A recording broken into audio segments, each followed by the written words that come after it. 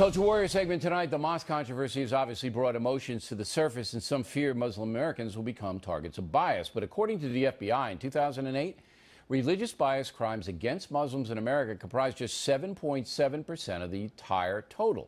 By contrast, 65.7% of the bias crimes are directed toward Jews. With us now, the Culture Warriors, attorney Tamara Holder in for Margaret Hoover tonight, and Fox Friends co-anchor Gretchen Carlson.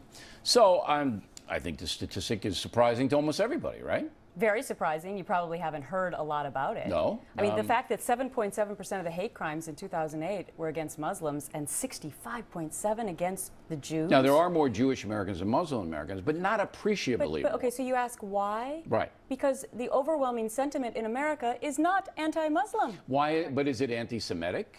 Well, apparently it is, according to these stats. Do you know why we were attacked by fanatical jihadists? Jews haven't done anything to us.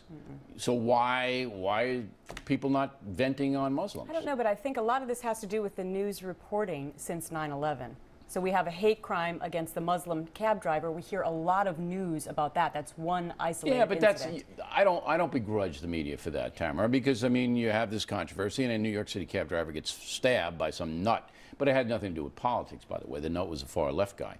What do you think? Why is the bias crimes against Muslims so low in America when emotions are high? Obviously, people don't like the jihadists, and they're picking on the Jews. For what reason? Well, I think that there's been a trend since World War II. Again, an anti-Jewish trend.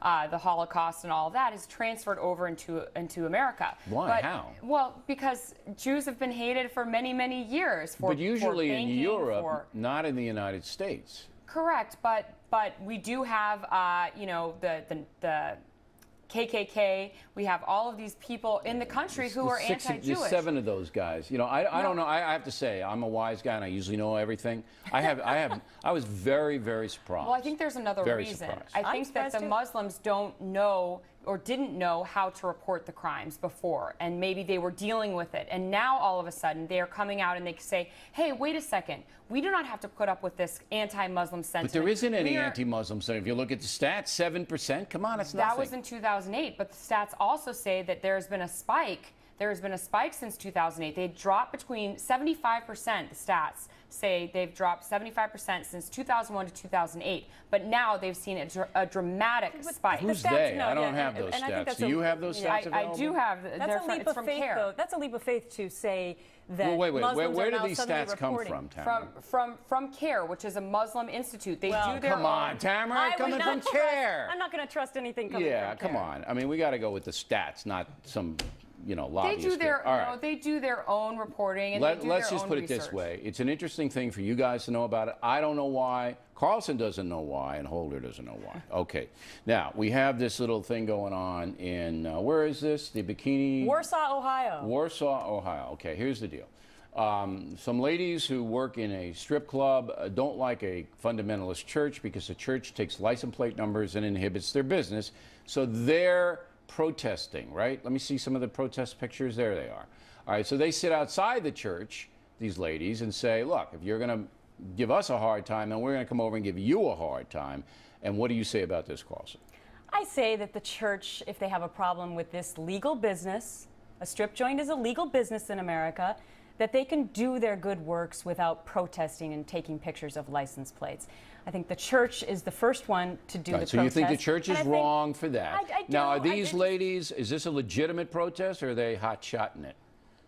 Well, I feel like an eye for an eye, sort of, in this situation, to use a religious term. So you're on the side of the ladies. No, I don't think either one of these groups should be doing the protests. But you're not criticizing the ladies, are you? I'm saying that. But you are criticizing the church. No, I'm saying if the church wants to do good work, the church has started this. Carlson. If the church wants to do good works. We don't have time for philosophy on this program. You know this. We are very shallow. Sorry, I'm deep. You criticize the church, but you didn't criticize the ladies. What do you say? The church started it. I agree with Gretchen on this one. I have more stats for you, by the way. So from CARE, right? Yes. Actually, from the Arabs. Yes. The Arabs gave me this statistic. Yeah, of course they did. On strip clubs. Right. On strip clubs. Yes. And let me just say that this would be the first time ever that you have accused me of criticizing the church, because I'm usually defending the church. Strip club industry. Is the church wrong in this thing? Absolutely. Okay. Are the ladies wrong for replying this way?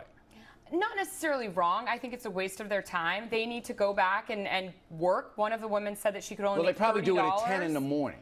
Well, So, you know. you know, if you looked at the protesting, they were in T-shirts and jeans. They're not out there in their strip club attire. But I No, wanted but to say they're. that Well, I mean, that's you don't want that on your front lawn of your church, Tamara. Come on. But you why don't want your can't the pastor church- in the front at the front door of your strip club. Why can't the church do the good deeds of the church? Don't ask me. and I don't have anything to do with I'm the asking, church. Okay, you said don't get philosophical, but I'm going to for a minute. Why don't the church members go and meet with these women in private and try and help And them have get a little, out of this business? a little. Meet them inside of discourse. the strip All club. right, I like that. Well, Perfect. we'll go all get together. Kumbaya. Now I'm going to send you out there to do that and get everybody together. All right, ladies. Thanks very much. Nicole.